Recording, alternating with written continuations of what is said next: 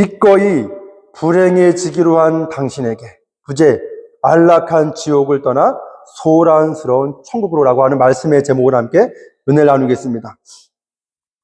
여러분, 우리가 누리는 이 평온함이 사실 우리의 영혼을 서서히 질식시키는 지옥이라면 우리는 기꺼이 그 가짜 평화를 깨뜨리고 소란스러운 천국으로 걸어 들어갈 준비가 되었습니까? 라는 이 질문과 함께 오늘 설교 말씀을 나누고자 합니다. 오늘 본문을 간략하게 설명하면 34절에서 36절은 평화가 아닌 검을 주러 오신 예수님, 37절에서 39절은 제자의 절대적인 우선순위, 40절에서 42절은 작은 헌신에 약속된 거대한 상급이라는 내용입니다. 이제 34절을 보겠습니다. 내가 세상에 화평을 주러 온 줄 생각하지 말라. 화평이 아니요 검을 주러 왔다. 여러분, 우리 모두는 평화를 원합니다. 갈등이 없는 가정, 문제 없는 직장, 상처 없는 관계를 꿈꿉니다. 그러나 우리가 인생을 살며 뼈저리게 깨닫는 진실이 하나 있습니다. 진실은 결코 조용히 오지 않는다는 거예요. 어두운 방에 갑자기 밝은 빛이 들어오면 눈이 부시고 고통스럽습니다. 감추고 싶었던 먼지들이 선명하게 드러납니다. 예수님의 복음이 우리 삶에 들어오는 사건이 이와 같습니다. 예수님은 오늘 본문에서 아주 파격적인 선언을 하시죠. 내가 세상에 화평, 평화를 주러 온 줄 생각하지 말라. 화평이 아니요 검을 주러 왔다. 여기서 이 검은 누군가를 해치는 무기가 아닙니다. 헬러 원어의 의미를 보면 분리와 구별을 뜻합니다. 이 수술실의 메스가 썩은 부위를 도려내기 위해 살을 가르듯 주님의 말씀은 우리 삶의 가짜 평화를 가르고 참된 생명을 드러내준다는 거예요. 신앙생활은 예수님 앞에서 끊임없이 내 밑바닥이 드러나는 과정입니다. 이 신앙생활은 예수님 앞에서 끊임없이 내 밑바닥이 드러나는 과정이에요. 내 고집과 내 가짜 경건이 말씀의 검 앞에 찔려 쪼개지는 아픔을 겪을 때 우리는 서서히 거듭 태어나게 된다는 거예요. 히브리서 4장 12절에서 이렇게 얘기하죠. 하나님의 말씀은 살았고 운동력이 있어 좌우에 날선 어떤 검보다도 예리하여 혼과 영과 및 관절과 골수를 찔러 쪼개기까지 하며 또 마음의 생각과 뜻을 감찰하신다. 예수님의 말씀은 혼과 영을 찌르고 우리의 마음을 드러내고 우리 속에 있는 생각을 드러내십니다. 우리는 그 앞에서 숨을 수가 없다는 거예요. 그래서 신앙생활은 무엇입니까? 계속해서 나의 모습이 거듭나는 과정이라는 거예요. 불편함을 느끼고 또한 돌이키고 우리가 말씀을 들을 때 불편함을 느끼고 또한 돌이키며 회개하고 다시 정렬되고 이 과정이 반복해서 신앙생활하는 과정 가운데 끊임없이 일어난다는 거죠. 그리고 그 과정을 통해 우리는 점점 진정한 참 그리스도인으로 만들어진다는 것입니다. 이것이 진짜 신앙생활입니다. 꼭 기억하십시오. 복음은 우리를 편하게 하지 않습니다. 복음은 우리를 드러내고 다시 세운다는 거예요. 이어지는 35절에서 36절을 보겠습니다. 예수님은 가족 간의 불화를 말씀하셨습니다. 이는 예수님이 불효를 가르치시는 것이 아닙니다. 복음이 들어갈 때 필연적으로 발생하는 거룩한 진통을 설명하신 거예요. 이 말씀은 예수님이 의도적으로 불화를 조장하시겠다는 뜻이 아닙니다. 오히려 복음이 한 사람의 삶에 들어갔을 때 필연적으로 발생하는 실제적인 결과를 설명하시는 것입니다. 성경학자들은 이를 복음의 분리적 기능이다 이렇게 부릅니다. 이러한 거룩한 분리의 원리는 우리가 고린도후서 6장 14절에서부터 16절에 보면 아주 선명하게 드러나죠. 너희는 믿지 않는 자와 먹이를 함께 매지 말라. 의와 불법이 어찌 함께하여 빛과 어둠이 어찌 사귀며 그리스도와 베리알이 어찌 조화되며 믿는 자와 믿지 않는 자가 어찌 상관하며 하나님의 성전과 우상이 어찌 일치가 되리요. 우리는 살아계신 하나님의 성전이라. 이와 같이 하나님께서 이르시되 내가 그들 가운데 거하며 두루 행하여 나는 그들의 하나님이 되고 그들은 나의 백성이 되리라. 17절에 그러므로 너희는 그들 중에서 나와서 따로 있고 부정한 것을 만지지 말라. 내가 너희를 영접하여 너희에게 아버지가 되고 너희는 내게 자녀가 되리라. 전능하신 주의 말씀이라.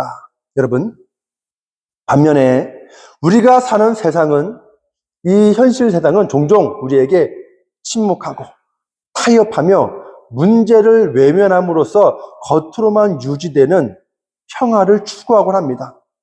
우리가 잘 알고 있는 이 마틴 루터 킹 목사님은 이러한 가짜 평화를 아주 날카롭게 비판했습니다. 그는 사람들이 흔히 갈등이 없는 상태를 평화라고 착각하지만 그것은 부조리를 덮어둔 부정적 평화에 불과하다고 말했습니다. 그래서 그의 저서인 버밍엄 감옥에서 온 편지에서 이렇게 얘기해요. 진정한 평화는 단순히 긴장이 없는 상태가 아니라 그 안에 정의가 존재하는 상태다라고 강조했다는 거죠.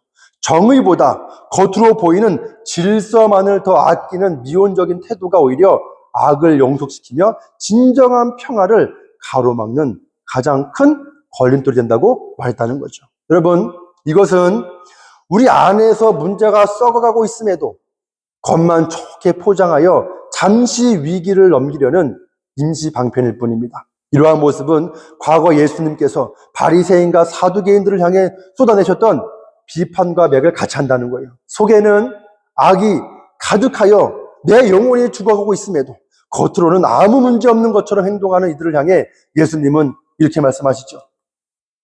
화 있을진저 외식하는 서기관들과 바리새인들이요, 회칠한 무덤 같으니 겉으로는 아름답게 보이나 그 안에는 죽은 사람의 뼈와 모든 더러운 것이 가득하다. 여러분, 속에는 시체가 썩고 있는데 겉만 하얗게 칠해 눈속이 많은 회칠한 무덤처럼 본질적인 정의와 생명력 없이 유지되는 평화는 결국 죽음에 이르는 길과 같다고 말씀하신다는 것입니다. 여러분, 안에서 문제가 썩어가고 있는데 겉으로만 조용한 것, 그것이 바로 오늘 설교 제목에서 말하는 안락한 지옥이라는 거예요. 우리 주변에 안락한 지옥은 어떤 것들이 있을까요? 착한 아이 중군에 갇힌 자녀, 부모님의 기대를 저버리지 않기 위해 자신의 상처와 진심을 억누르며 착한 아이로만 살아가는 자녀가 있습니다. 겉으로는 갈등 없는 화목한 가정처럼 보이지만 그 아이의 내면은 소리 없는 비명으로 가득 차 있습니다. 부모와 자식 사이에 흐르는 그 고요함은 평화가 아니라 서로의 진실을 마주할 용기가 없어 쌓아 올린 담장, 즉 안락한 지옥이라는 거예요.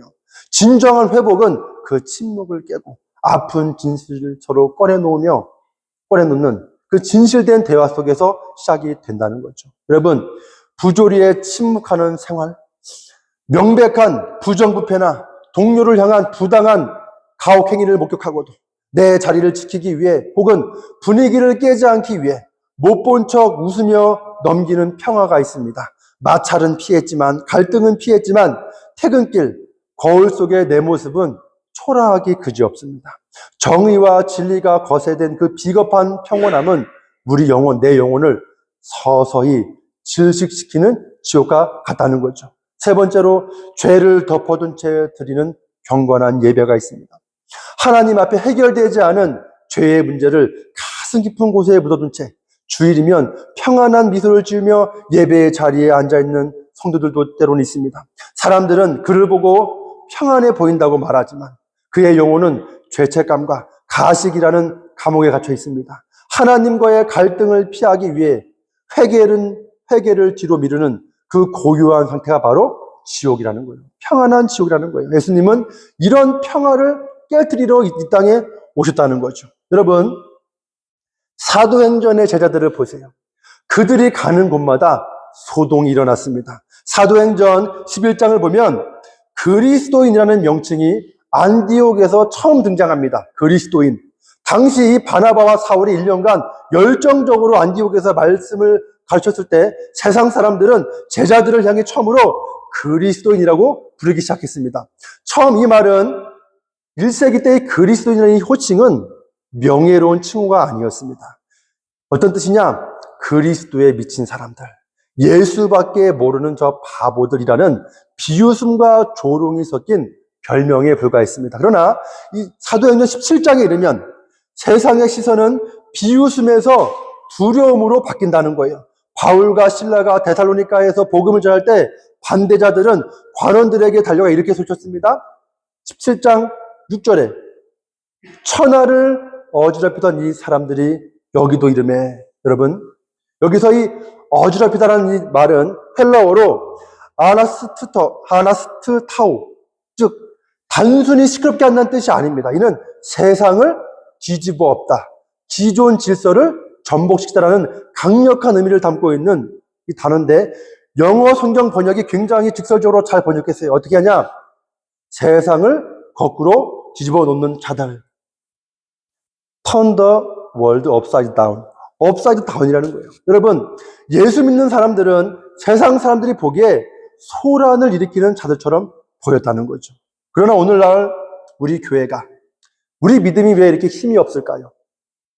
세상을 어지럽히고 내 삶을 뒤집어 엎는 이 성령 하나님의 소란함 대신 나를 잠들게 하는 안락한 지옥의 평안함만을 추구하고 있기 때문 아닌가? 우리는 깊이 생각해 봐야 한다는 거죠.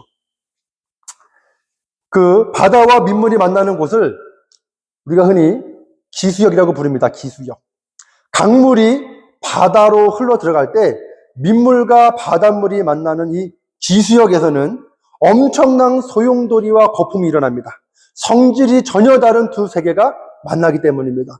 우리 삶에 복음이 들어오는 것도 이와 같다는 거예요. 세상의 가치, 민물 속에 하늘의 가치, 바닷물이 섞일 땐 소용돌이가 치는 것은 지극히 당연한 생명 현상입니다. 만약 이 소용돌이가 없다면 내 삶 속에 내가 복음을 듣고 예수님을 믿지만 이런 인생의 소용돌이가 없다면 그것은 내가 여전히 세상이라는 민물 속에만 머물러 있다는 증거일지도 모른다는 거예요.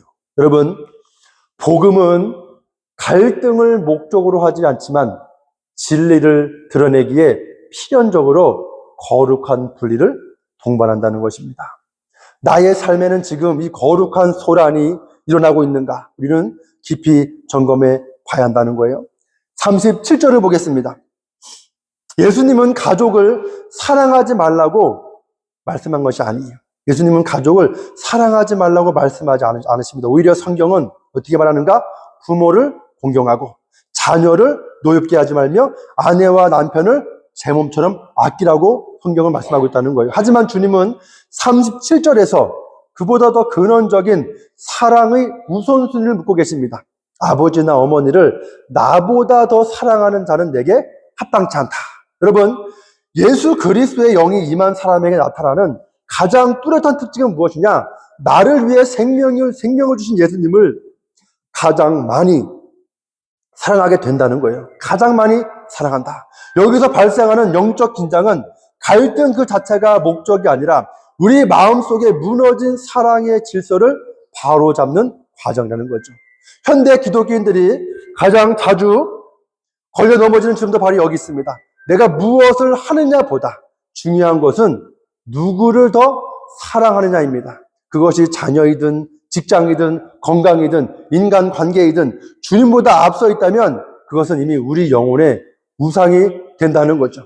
여기서 우리가 한 가지 중요하게 바라볼 것은 이런 비유가 있어요. 우리가 태양계를 보면 이 태양계와 행성의 질서를 보면 태양계의 모든 행성이 제 궤도를 유지하며 아름답게 공존할 수 있는 이유는 무엇이냐? 태양이 중심에서 강력한 중력으로 붙들고 있기 때문입니다.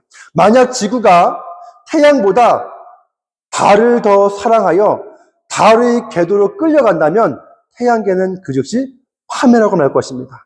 우리의 사랑도 이와 같습니다. 하나님을 가장 중심에 두고 가장 많이 사랑할 때 비로소 부모와 자녀를 향한 사랑도 집착이나 우상이 되지 않고 가장 건강하고 아름다운 이 사랑의 궤도를 유지하게 된다는 거예요.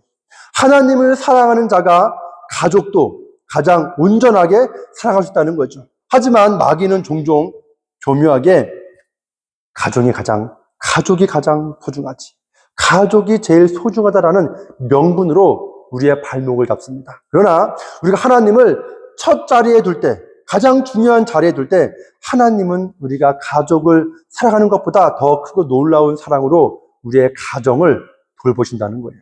내가 하나님께 온전히 순종하며 현세의 천국을 살아갈 때, 하나님이 주인 되신 이 현세의 천국을 살아갈 때 가장 가까운 가족들은 나를 통해서 간접적인 천국을 맛보게 된다는 거죠.